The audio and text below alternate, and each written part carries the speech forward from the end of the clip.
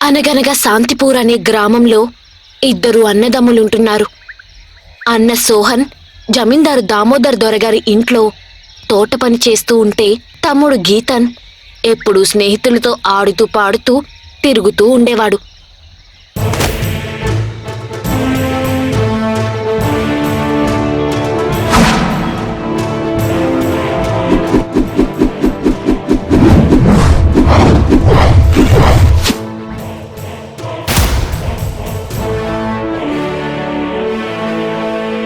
సోహన్ చాలా మంచివాడు, నెమ్మదస్తుడు. గీతన్ చాలా చలాకీవాడు, అల్లరి చేసినా మంచివాడు. అన్నయ్య అంటే ప్రాణం. శాంతిపూర్ జమీందార్ దామోదర్ దొరగారికి ఒక్కర్తే కూతురు మణిమాల. చిన్నప్పుడే తల్లి చనిపోవడం వలన కూతుర్ని అల్లారు ముద్దుగా పెంచారు జమీందారు గారు. మణిమాలకి సోహన్ అంటే చాలా ఇష్టం, కాని తన ప్రేమని బయటకు చెప్పదు. సోహన్కి కూడా మణిమాలంటే ప్రేమే. కాని అమ్మాయి గారు గొప్పింటి పిల్ల, ఎండ పడితే కందిపోయే సుకుమారి. నేనేమో సొంత ఇల్లు కూడా లేని పేదవాడిని. అమ్మాయి గారిని ప్రేమించే అర్హత నాకు లేదు అని అనుకుని తన ప్రేమని మనసులోనే దాచుకుంటాడు. ఇదిలా ఉండగా ఒకరోజు జమీందారు గారు సోహన్ని పిలిచి, అరే సోహన్, రేపు అమ్మాయి గారి పుట్టినరోజు. నువ్వే దగ్గరుండి గుడికి తీసుకువెళ్ళు, జాగ్రత్త. మరుసటి రోజు మణిమాలని గుర్రపు బండిపై గుడికి తీసుకువెళ్లి వస్తుండగా, అమ్మాయి గారికి పుట్టినరోజు శుభాకాంక్షలు చెప్పాలనుంది, కానీ ధైర్యం సరిపోవడం లేదు, ఎలా అని సతమతమవుతుండగా మణిమాల సోహన్తో, సోహన్, బండిని ఆ ముందర పూల మొక్కల దగ్గర ఆపు, నేను పూలు కోసుకుంటాను. పువ్వులు కోస్తా అన్న నెపంతో బండిని ఆపించి తన మనసులో మాట సోహన్కి చెప్దామనుకుంటూ ఉండగా, సోహన్ ధైర్యం చేసి, అమ్మాయి గారు, మీకు మీకు పుట్టినరోజు శుభాకాంక్షలండి. సోహన్, నువ్వంటే నాకు చాలా ఇష్టం. నేను నిన్ను ప్రేమిస్తున్నాను. అందమైన నీ కళ్ళు, అమాయకమైన నీ నవ్వంటే నాకు చాలా ఇష్టం. అలా అనగానే ఉన్నట్టుండి ఆకాశం మొత్తం ఉరుములు, పెద్దగా భయంకరమైన నవ్వు, కొబ్బరి చెట్ల పైనుండి కొబ్బరి బొండాలు వాటంతటా అవే కింద పడుతున్నాయి. అమ్మాయి గారు, త్వరగా బండెక్కండి, ఇదేదో మాయలాగుంది అని అనేలోపు ఒక కొబ్బరి బొండం సోహన్ నెత్తిన పడి సోహన్ అక్కడికక్కడే స్పృహ తప్పి పడిపోయాడు. 18 సంవత్సరాలు నిండాయి కదా, నీ ప్రాణం నీది కాదే పిల్ల, నా సజ్జుది, మంత్రాల సజ్జుది.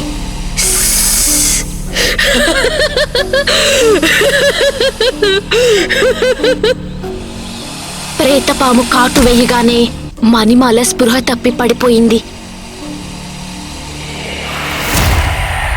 గుడికి వెళ్లిన వాళ్ళు చీకటి పడ్డా కూడా ఇంటికి రాకపోవడంతో వాళ్ళని వెతుక్కుంటూ వచ్చిన జమీందారు గారు స్పృహ లేకుండా పడి ఉన్న ఇద్దర్ని ఇంటికి తీసుకువచ్చారు. 3 రోజులు వైద్యం తరువాత సోహన్కి స్పృహ వచ్చింది, కానీ మణిమాల మాత్రం మూసిన కళ్ళు తెరవలేదు. వైద్యుడికి కూడా ఏమీ అంతు పట్టడం లేదు. అసలు మణిమాలకి ఏమైంది సోహన్? అసలు ఆ రోజు ఏం జరిగింది? పువ్వులు కోసుకుంటా అంటే దారిలో బండి ఆపాయ్య గారు. ఇంతలో ఉన్నట్టుండి ఉరుములు, గాలి, వాటంతట అవే కొబ్బరి బొండాలు పడిపోతున్నాయి. నాపై ఒకటి పడగానే నేను పడిపోయా. తర్వాత ఏమైందో నాకు తెలియదయ్య గారు. వైద్యులు గారు, మీరే నా బిడ్డను రక్షించాలి. అసలు స్పృహ తప్పి పడిపోవడానికి కారణం ఏంటో తెలిస్తే కదా ఏం మందు వాడాలో తెలుస్తుంది. ఈమె స్పృహ పోవడానికి కారణం తెలియడం లేదు. ఇంకో 3 రోజులు గడిచాయి. 3 వైద్యులు మారారు, కాని ప్రయోజనం లేదు. 7వ రోజు జమ్మూ నుండి ఒక యోగి వచ్చి మణిమాలని పరీక్షగా చూసి, ఈమె కాలుపై పాము కాటు వేసిన గుర్తు ఉంది, కానీ అది మామూలు పాము కాదు, ప్రేత పాము అని మణిమాల కాళ్లపై దుప్పటి తీసి చూస్తే అరికాళ్ళు మొత్తం నల్లగా మారిపోయి ఉన్నాయి. ఆ ప్రేత పాము కాటు వేసి 7 రోజులు గడిచాయి అన్నారు కదా.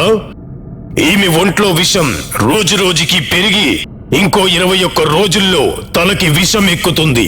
తలకి విషం ఎక్కగానే ఈమె చనిపోతుంది. స్వామి, మీరే నా బిడ్డను కాపాడాలి. ఎంత ఖర్చైనా పర్వాలేదు. ఈ మనిషిని బ్రతికించాలి అంటే ఖర్చు కాదు, కలేజా కావాలి. అతి భయంకరమైన కాఠిన్య కొండల్లో ఉండే సోమశిల పర్వతంపై పూసే అమృతవల్లి పువ్వులు తెచ్చే కలేజా ఉంటే నీ కూతురు బతుకుతుంది. నేను వెళ్తా స్వామి. ఎలా వెళ్లాలో చెప్పండి, ఇప్పుడే బయలుదేరి వెళ్తాను. బాబు, కాఠిన్య కొండల్లో అడుగడుగున ప్రమాదాలు పొంచి ఉంటాయి. దెయ్యాలు పిశాచాలతో నిండిన ఆ కొండల్లోకి వెళ్లడం అంటే చావుని కొని తెచ్చుకోవడమే. అయినా పర్వాలేదు స్వామి, అమ్మాయి గారి కోసం నేను చచ్చినా పర్వాలేదు, నేను వెళ్తాను. యోగి చిన్న పత్రంపై కాఠిన్య కొండల్లోకి దారి, సోమశిలకి దారి, అమృతవల్లి పువ్వులు చిత్రాలు గీసి ఇచ్చి, జమీందార్ గారు, ముఖ్యమైన విషయం. సరిగ్గా 21 రోజుల్లో అమృతవల్లి పువ్వుల రసం అమ్మాయి నుదిటిపై పెడితే మొత్తం విషం దిగిపోయి అమ్మాయి లేస్తుంది. 21 రోజులు దాటితే చావు ఖాయం. 21 రోజులు ఎవరో ఒకరు అమ్మాయి కాలికి సంపెంగ పువ్వుల నూనె రాస్తూ ఉండాలి. లేదో విష ప్రభావం వలన అమ్మాయి కళ్ళు పోయే ప్రమాదం ఉంది. అసలు నా కూతురికి ఇప్పుడు స్పృహ ఉందా స్వామి? ఉంది. మనం మాట్లాడేవి అన్నీ వినగలదు, కొద్దిగా చూడగలదు కూడా. కాకపోతే రోజు సంపెంగ నూనె రాయకపోతే అమృతవల్లి వలన అమ్మాయి బ్రతికినా కూడా జీవితాంతం గుడ్డిదాల్లా బ్రతకాలి. ఈ ప్రేతపాము విషం చాలా ప్రమాదం. సరే అయితే ఇప్పుడే ఎవరో ఒక పని మనిషిని నియమిస్తా. కానీ ఈ విషం వేడి తగిలినా, దాని వాసన పీల్చినా చాలా ప్రమాదం.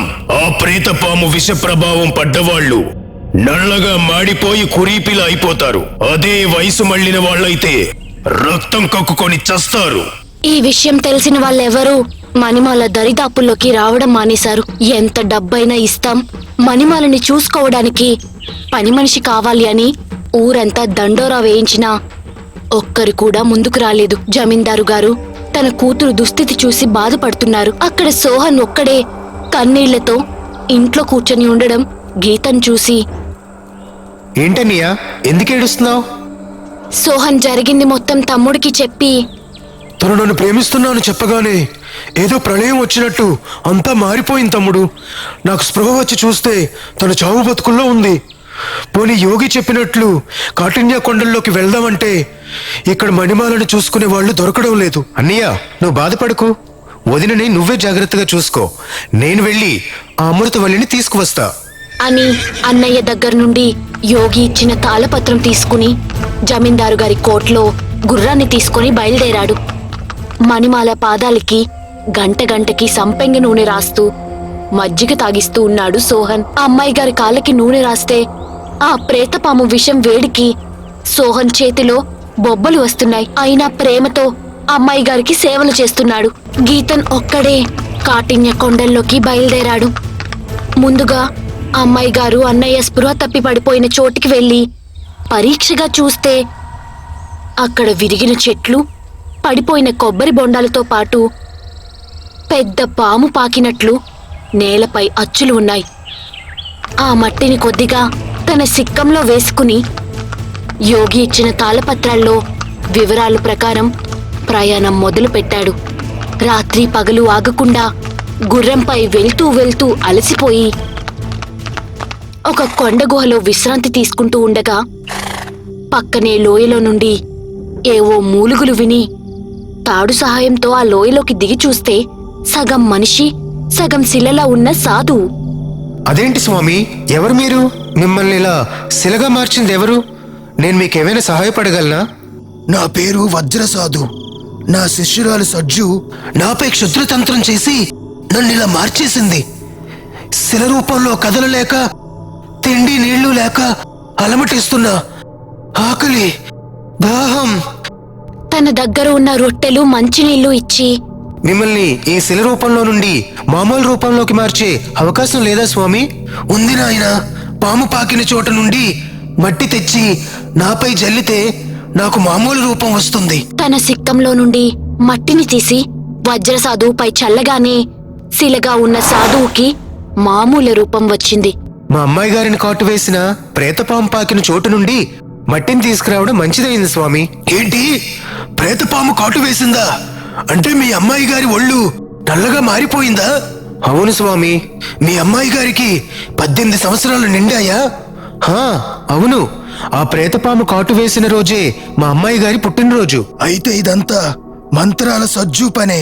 సజ్జు నా దగ్గర మంత్రం నేర్చుకోవడం కోసం 21 సంవత్సరాల నుండి శిష్యరికం చేస్తోంది.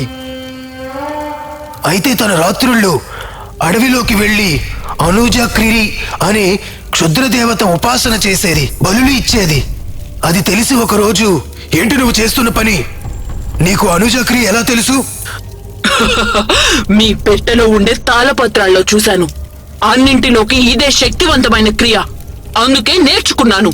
తప్పు చేశావు సజ్జు. గురువును మోసం చేసి గురువు విద్య దొంగిలించడం తప్పు. అయినా అనూజాక్రియ క్షుద్ర దేవత. అది రక్తం కోరుతుంది, బలి కోరుతుంది. అవును, నేను మృత్యుంజయురాలవ్వాలి. అందుకు ఎంత మందినైనా బలిస్తాను. అసాధ్యం. నేను బతికి ఉండగా ఆ క్షుద్ర శక్తిని లేవనివ్వను.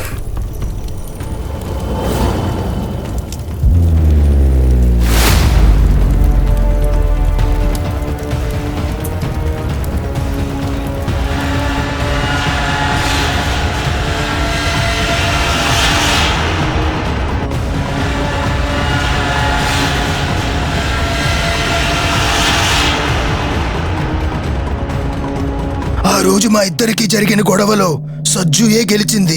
నన్ను శిలగా మార్చేసి ఈ గుహలో బంధించేసింది. అనూజాక్రియతో ప్రేతపాముని మేల్కొల్పింది. సజ్జు పుట్టినరోజు అంటే సోమవారం కన్యారాశి 3వ పాదంలో పుట్టిన ఆడపిల్లకి 18 సంవత్సరాలు నిండగానే ప్రేతపాము వెళ్లి కాటు వేస్తుంది. 30 రోజుల్లో ప్రేతపాము కాటు వేసిన వాళ్ళు చనిపోతారు. అప్పుడు వాళ్ళ ఆయుష్ మంత్రాల సజ్జుకి వస్తుంది. అలా అందరి ఆయుష్ పోసుకొని ఎప్పటికీ బ్రతికే ఉండాలి అనేది దాని కోరిక. దానిని ముక్కలు ముక్కలుగా నరికి చంపాలని ఉంది స్వామి. కానీ నేనిప్పుడు అమృతవల్లిని తీసుకువెళ్ళకపోతే మా అమ్మాయి గారు చనిపోతారు. లేదు గీతన్, మీ అమ్మాయి గారు పుట్టిన నక్షత్రం, రోజు, పాదం. మంత్రాల సజ్జు పుట్టిన నక్షత్రం, రోజు, పాదం అన్నీ ఒక్కటే. అమృతవల్లి పువ్వులతో మీ అమ్మాయి గారిని బతికించిన మళ్ళీ ఏదో ఒక రోజు ఆ ప్రేతపాము తప్పకుండా కాటు వేస్తుంది. కాబట్టి మంత్రాల సజ్జుని చంపక తప్పదు. దానిని ఎలా చంపాలో చెవిలో వివరంగా చెప్పి, మర్చిపోకు. దానిని ఎలా చంపాలో గుర్తుపెట్టుకో. జాగ్రత్త. ఇక్కడికి తూర్పు దిక్కుగా ఒక రోజు ప్రయాణం చేస్తే కాఠిన్య కొండలు వస్తాయి. అందులో ఒక కొండపై ఒక్క మొక్క కూడా ఉండదు. అదే సోమశిల.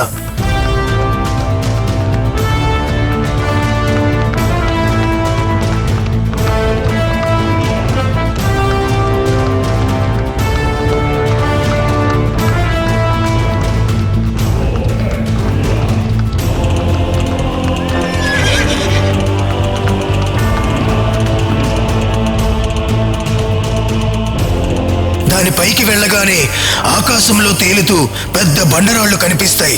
వాటికి వేలాడుతూ ఉంటాయి అమృతవల్లి పువ్వులు.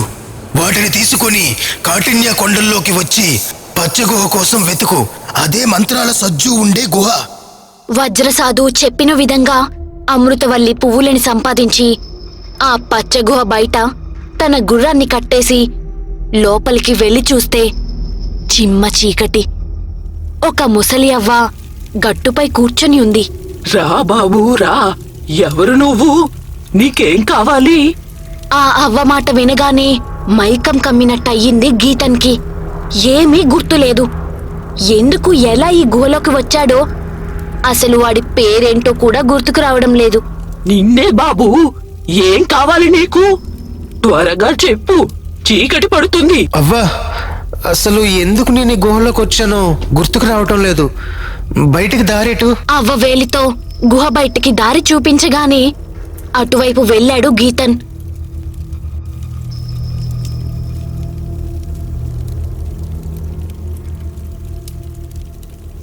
లోపలికి వెళ్ళగానే పెద్ద ఇనుప తలుపు పైనుండి మూసుకుంది. చీకటి పడ్డాక బయటకు వద్దువులే, అంతవరకు లోపలే ఉండు.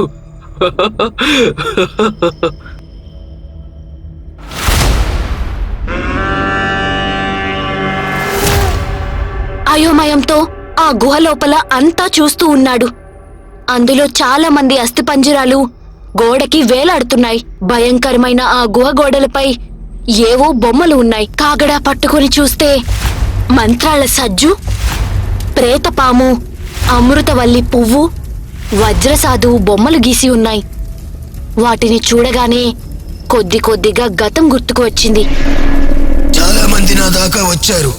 పాము పాకిన మట్టి తెస్తామని వెళ్ళిన వాళ్లే గాని తిరిగి ఎవ్వరూ రాలేదు. మేము చీకటి పడ్డాకే బయటికి రాగలం, లేదో నీతో వచ్చి నీకు సహాయపడేవాడిని. మంత్రాల సజ్జు కూడా చీకటి పడగానే బయటికి వస్తుంది. జాగ్రత్త, దాని గుహలో ఉండే పచ్చ పువ్వుల వాసనకి నువ్వు గతం మర్చిపోతావు. కొన్ని గంటల వరకు గుర్తుకు రాదు. దానిని ఎలా చంపాలో గుర్తుపెట్టుకో. జాగ్రత్త, గుర్తుపెట్టుకో. ఓ, లోపలికి వచ్చి గతం మర్చిపోయి ఈ జైలులోకి వచ్చి మళ్ళీ గతం గుర్తుకు వచ్చాక ఈ గోడలపై బొమ్మలు గీసుంటారు. తరువాత దీని చేతిలో చచ్చి ఉంటారు అని అనుకుని తన నడుముకి ఉన్న పంగల కర్రతో వజ్రసాధువు చెప్పిన విధంగా గురి చూసి ఒకదాని తరువాత ఒకటి ఇనుప గోళీలతో కొట్టాడు. మొదట మంత్రాల సజ్జు కొలిచే అనుజక్రియ చక్రంలో ఉండే పసుపు గాజు బొమ్మ పగలాలి. తర్వాత గుహలో వేలాడే గాజుపాము పగలాలి. చివరగా ఒకేసారి మంత్రాల సజ్జు 2 కళ్ళు పగలాలి.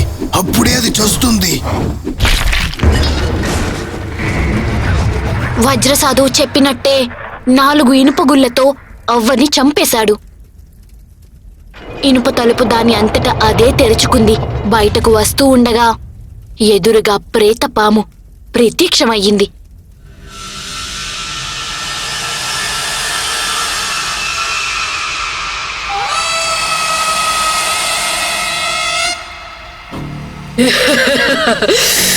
ఈరోజు నీ చావు నా చేతిలోనేరా మానవా.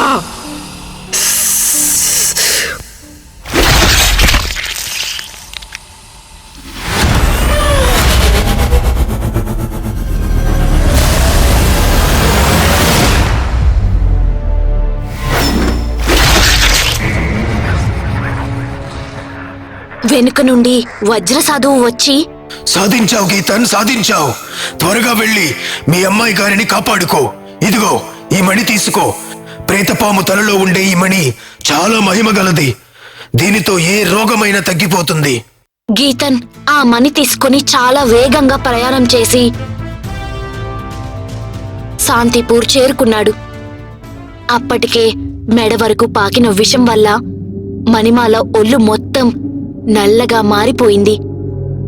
మణిమాలకి సేవలు చేస్తున్న సోహన్ ఒళ్ళు మొత్తం బొబ్బలతో కురుపిలా మారిపోయాడు.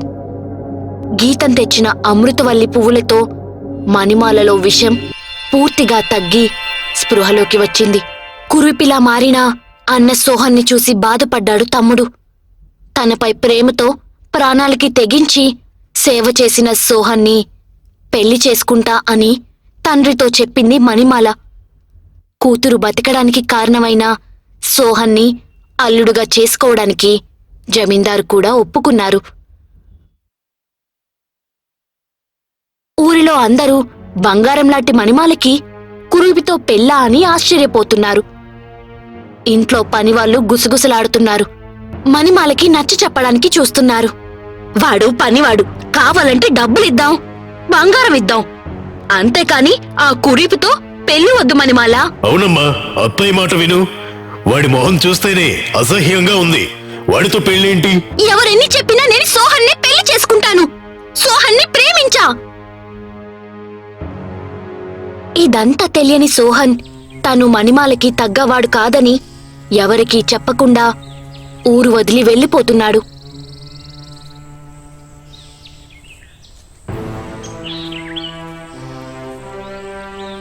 గీతన్ గుర్రంపై వచ్చి జమీందారు గారి ఇంట్లో జరిగిందంతా సోహన్కి చెప్పి, అన్నయ్య, అమ్మాయి గారు నిజంగా చాలా మంచివాళ్ళు, నిన్ను ప్రాణంగా ప్రేమిస్తున్నారు అని తన సిక్కంలో నుండి ప్రేతపాము మణిని తీసి అన్నయ్య నెత్తిని పెట్టగానే తనలో ఉన్న విషం మణి లాగేసుకుంది.